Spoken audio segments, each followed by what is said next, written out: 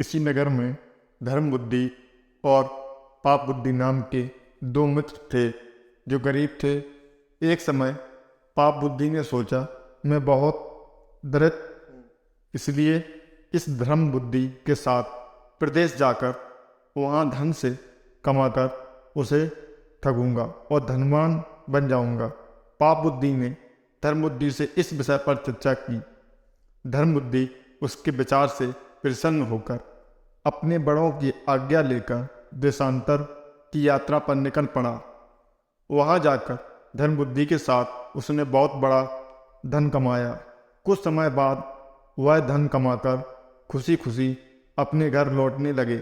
रास्ते में जाते हुए अपने घरों से कुछ दूरी पर पाप बुद्धि धर्म बुद्धि से कहता है, मित्र, हमने बहुत अधिक धन कमा लिया है, इसलिए इसे घर ले जाना ठीक नहीं। क्या पता कोई चोर इसे चुरा कर ले जाए, इसलिए हम इसमें से थोड़ा धन ही घर ले जाएंगे और बाकी धन को हम जंगल में गाड़ देंगे और ज़रूरत पड़ने पर थोड़ा थोड़ा निकालते रहेंगे। धर्म बुद्धि ने पाप बुद्धि के कहे अनुसार वैसा ही किया। एक दिन पाप बुद्धि आधी रात में उस धन को निकालकर और गड्ढे को बंद करके अपने घर लौटा और धन बुद्धि से कहने लगा, मित्र, अब हमारे पास धन खत्म हो गया है, इसलिए हम उस गड्ढे में से धन निकाल कर लाते हैं। धर्म बुद्धि ने कहा, मित्र, ऐसा ही करो।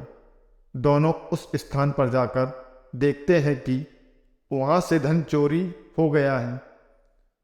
इस पर पाप बुद्धि कहता है, अरे धर्म बुद्धि, तुम्हारे सिवा यह धन किसी ने नहीं निकाला, इसलिए तुम मुझे मेरा धन लौटा दो, नहीं तो मैं राज दरबार में फरियाद करूँगा। धर्म बुद्धि ने कहा, अरे मूर्ख, मैंने यह धन नहीं निकाला, मैं धर्म बुद्धि हूँ, मैं चोरी नहीं कर सकता। वे दोनों न्यायाधीश के पास चले गए। जब न्यायाधीश ने धर्म बुद्धि से पूछा कि क्या तुम्हारा कोई गवाह है जो यह कहे कि तुम निर्दोष हो, तब धर्म बुद्धि ने कहा कि मेरा कोई गवाह नहीं है, लेकिन अगर मैं सच्चा हूँ तो वहाँ एक बरगद का वृक्ष है जो मेरा गवाह बनेगा। पाप बुद्धि ने डर के मारे सोचा कि अगर उस पेड़ ने सच में गवाही दे दी तो मैं फंस जाऊंगा और न्यायाधीश मुझे दंड देंगे। पाप बुद्धि ने अपने घर जाकर चोरी की सारी बात अपने पिता से कह दी और अपने पिता को उस पेड़ के खोखले में जाकर बैठने को कहा। और पाप बुद्धि ने कहा, अगर न्यायाधीश पूछेगा कि चोरी किसने की तो आप धर्म बुद्धि का नाम ले लेना।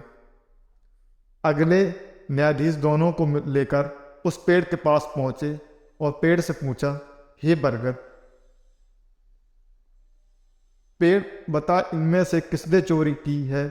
बरगद में छुपा पाप बुद्धि का पिता कहता है, चोरी धर्म बुद्धि ने की है। इस पर धर्म बुद्धि ने सोचा कि यह दुष्ट पेड़ झूठ बोल रहा है, इसलिए मैं इसको आग लगा दूंगा। धर्म बुद्धि ने सूखी लकड़ियां इकट्ठा करके उस पेड़ के चारों तरफ आग लगा दी। तभी उस पेड़ की खोखले में से पाप बुद्धि का पिता चिल्लाता हुआ निकला। आग से उसका आधा शरीर जल गया और न्यायाधीश के सामने यह भी स्पष्ट हो गया कि यह चोरी पाप बुद्धि ने ही की है। सजा तौर पर पाप बुद्धि को पेड़ पर उल्टा लटका दिया।